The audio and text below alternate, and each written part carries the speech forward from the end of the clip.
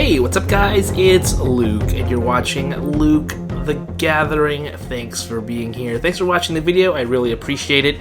This channel is still really new, and you're watching it, so you're one of maybe tens of people who watch it. I don't even think I get tens of people. It's like less than that. But the joy of starting a new YouTube channel, right? It's just the way it's going to be. But I want to provide good Magic content, and I want to sort of document my journey into Magic the Gathering since I am very new. But I'm just taking the deep dive right into Magic, and we're going to just see how well I can do and how quickly I can pick things up. Speaking of how quickly I can pick things up, I went to Davis Cards and Games, and I did the Discount Draft Night, and the Discount Draft Night set was Kaldheim. I've been buying a lot of Kaldheim, as you know, but buying Kaldheim and playing Kaldheim are like two totally different things. The two sets I feel really good about playing, like a limited draft, which is what we did at the Discount Draft, is, you know, if you've practiced a lot on Arena, which I did with Strixhaven, and now with Adventures in the Forgotten Realms, you feel pretty good. You really know the cards. Well, I had none of that experience with Kaldheim. I've looked at the cards, I know the rares in Kaldheim, but I don't know a whole lot about the other cards, the commons and uncommons.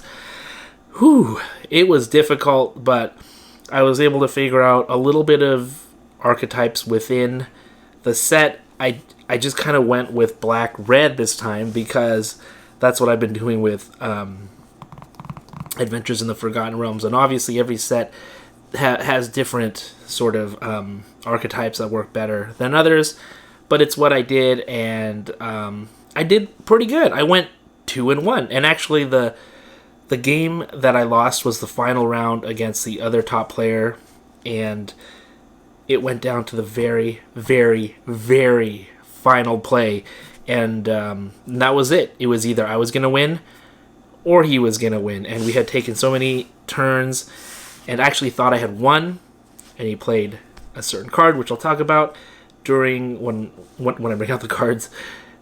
He played that certain card, and then it won him the game. He had 1 life left, and then I had like 2 or 3, and then he came in with his creatures on the next turn and was able to wipe me out, win the game, and that was that.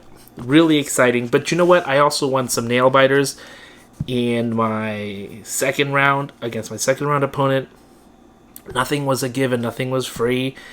Really had to scratch and claw to earn the victories this time about. So I'm going to talk about the deck that I drafted, and then you can take a look at it and see if you thought it was any good. I thought it did decently, especially for someone who didn't know anything really about Kaldheim. I drafted Kaldheim once before, and I just remember I drafted 2 cows, and they sat there for a long time blocking and just making the game go too long. And then I still lost. So this result was a lot better. Let's just take a look at the cards and the deck right now.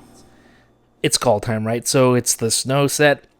I actually wanted to draft snow stuff. One of the first cards I drafted was a snow-based card, and so I thought maybe I should go for snow. Was that a good idea? Probably not in the long run. It didn't really pay off for me very much, but it still did okay. And I'll get to that card when I get to it. But yeah, Alpine Meadow. You have to draft all of these snowlands, so like the swamp is snow-covered. But look at this. 3 snow-covered mountains. That's pretty cool. But that was it, and then I did get some snow-themed cards, but they didn't really all hit the table at the same time, so the one card I really wanted to use with the snow didn't really, it wasn't as effective as it could have been, although it was still effective. So for creatures, like I said, I'm in black-red. We have Infernal Pet. Whenever you cast your second spell each turn, put a +1/+1 counter on Infernal Pet. It gains flying till end of turn. You know, I drafted 2 of these, and I think these cards are all right. Didn't do a whole lot in terms of my games. I thought that they would do a little bit more than they ended up doing. I got a Grim Draugr. Grim Draugr gets +1 and 0 and gains Menace until end of turn. That ability did okay as well. starting with creatures that I just felt They just did the bare minimum in my decks, so they didn't do a whole lot. Doomscar Titan, it's a 6-drop, and it's a 4/4. And then when it enters the battlefield, creatures you control get +1/+0 and gain haste. This guy was pretty awesome. He did a really nice job for me. The foretell cost, it takes away 1 red, which is nice, but I ended up just playing it from my hand, I think is what I did. And really strong creature. It helped me overrun my opponent in my first matchup in the first round. So Doomscar Titan was good, and actually it was the bigger creatures in my decks that really made the difference in the games that I won. We got a Vault Robber, and I did use the ability to make treasure tokens, and treasure was a little bit important, especially the first time I played in my first game. I realized I had an off-color card in my deck. It was a white card, and I had no planes, but thankfully Vault Robber and a couple other cards I think had some treasure-making abilities, or maybe it was just Vault Robber. I was able to get treasure and use the treasure to play that card, and it was actually a critical card to help me win during my game. So Vault Robber was useful. He's a 2-drop, so that's cool. The Breakneck Berserker for 3 has haste, 3/2. Pretty good. Good beefy guy with haste. I like him. Immisturm Raider, funny. Immisturm Raider enters the battlefield. You can discard a card if you do draw a card. I just never felt like ditching anything in my hand whenever I had Immisturm Raider. He came out, I think, in almost every game that I played, but he always was just a 2-drop, and that was it. Nothing but a 2-drop. So, like I said, just kind of a blah and whatever card. Now, Cardur, Doomscourge. I ended up drafting 2 of these because I was black-red. I was like, ooh, this guy looks big. Not huge, a 4/3. Only costs 4. This guy's really interesting. I had to think about things when I play this guy, because when he enters the battlefield, until my next turn, creatures your opponent controls attack each combat if able and attack a player other than you if able. So no, we're not playing Commander here. So they would be coming after me, and whenever an attacking creature dies, each opponent loses 1 life, and you gain 1 life. So that trigger came up maybe once. I think the thing that, it makes them attack, it was helpful, but it was also a little bit detrimental. Like, if I didn't want them to attack me, I didn't want to play this card. So I had to think about other cards to play, even though this card was in my hand. At one point in the event, I had both of them in my hand, and I was like, I don't know. I mean, a lot of times he's just trading with someone else on the other side. He wasn't a huge positive for me, but I don't think he was too big of a negative either. It was just a really situational card, and I had to really think about when I wanted to use him on the battlefield. Here's a rare Skemfar Avenger. It's a 2-drop. Whenever another non-elf or berserker you control dies, you draw a card and you lose 1 life. That was all right. Funnily enough, every time this guy hit the battlefield, he died.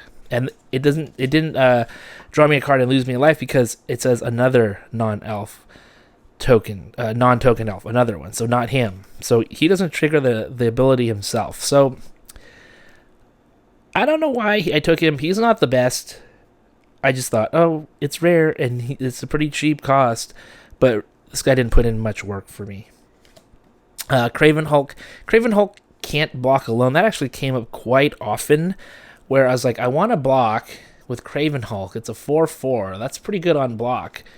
But I would have to pair it up, and that was kind of useless. I ended up just pairing with someone else, or using the other guy to block, because why would I just include Craven Hulk? It didn't make any sense. He did moderately well on the attack. I mean, it's a 4/4 creature. He should do decently. And he kind of did, but definitely not the best. It's so hilarious. It says Giant Coward is what it is. So yeah, he's definitely can be a bully, but you punch him in the mouth, and this guy's not going to want to have anything to do with you. Cinderheart Giant. Wow, this guy was actually really nice. It's a 7-drop trample. When Cinderheart Giant dies, it deals 7 damage to a creature an opponent controls chosen at random. I didn't get that trigger to pull off, but the trample worked. A lot of times I had opponents that just could not deal with 7/6. on the battlefield, and because of treasures that I was making, I was able to actually use those, burn the treasures to get Cinderheart Giant out. That was super helpful, getting him out before the opponent could, really successfully deal with him.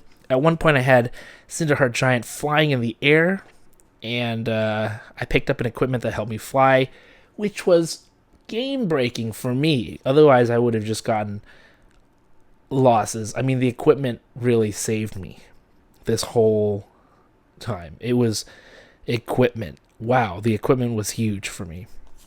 Dwarven reinforcements was also nice, getting 2/1 red dwarf berserker creature tokens. Those guys were great to just help me block and fend off and help me survive till, something like the Cinderheart Giant could come out.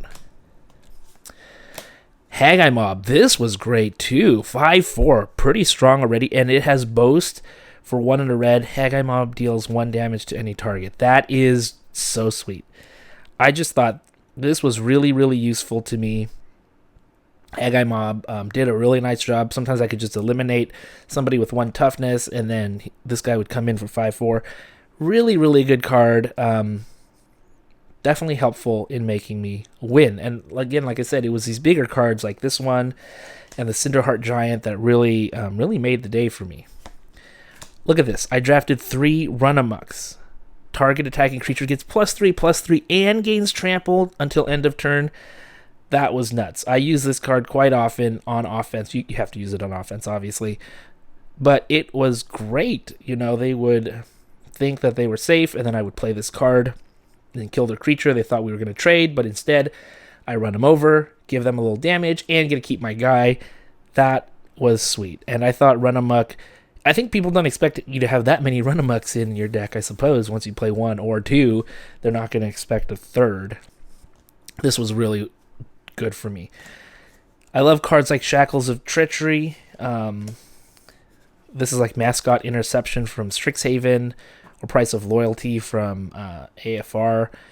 And this is the one that lets you steal a creature. And I was stealing. And I actually got a creature with an equipment, and I was able to blow up the equipment.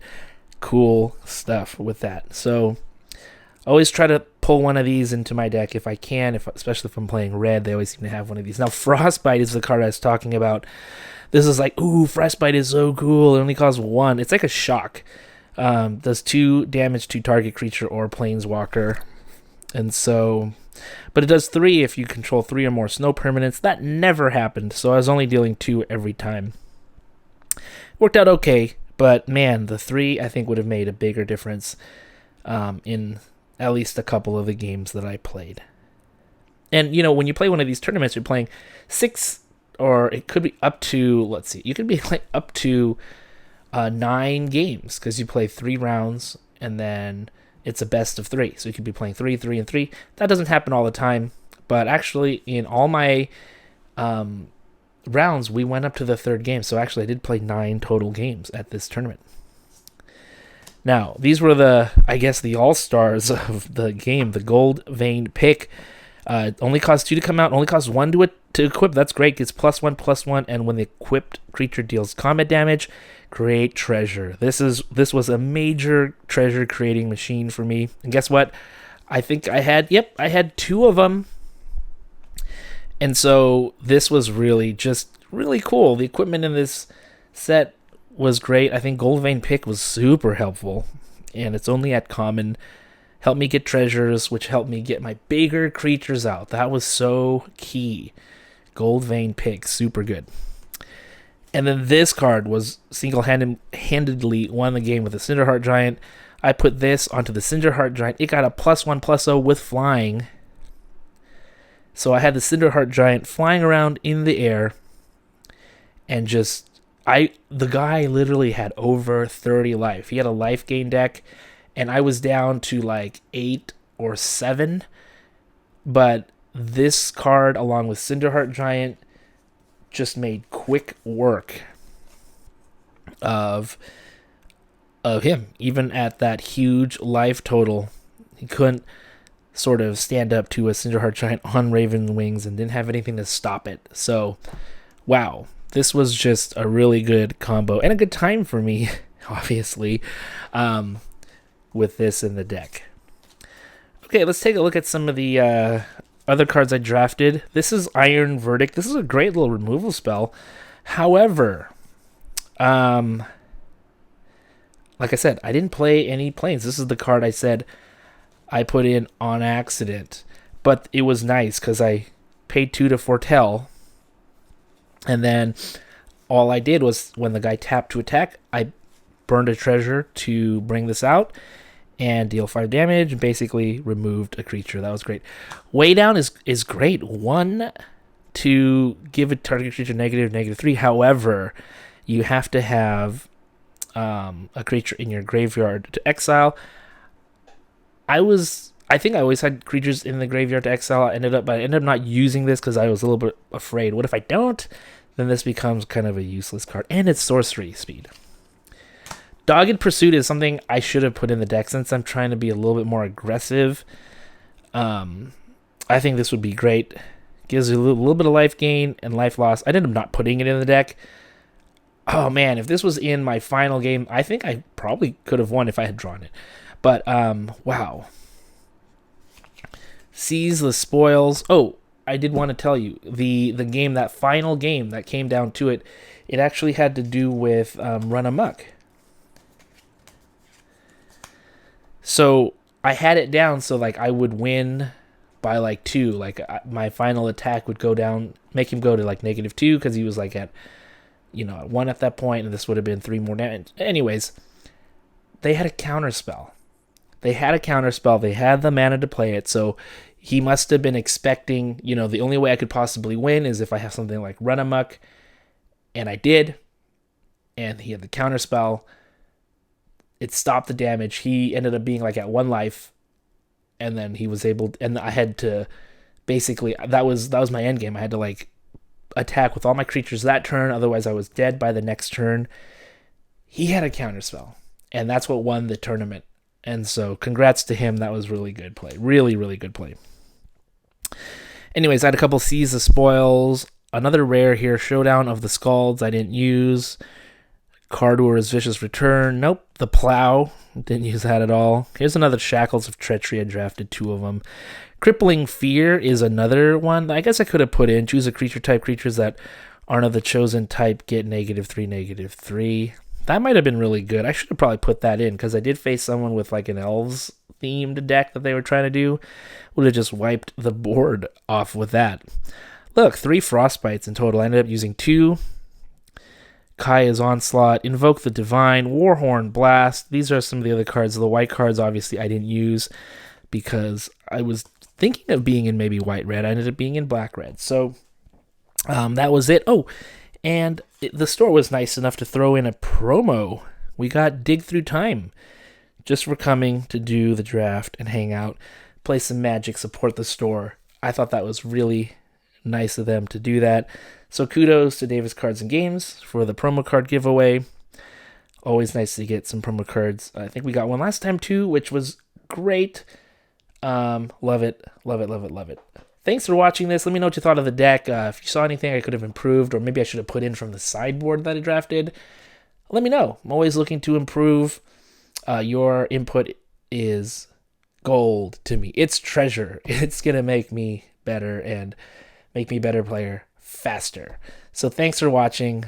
I'll see you next time.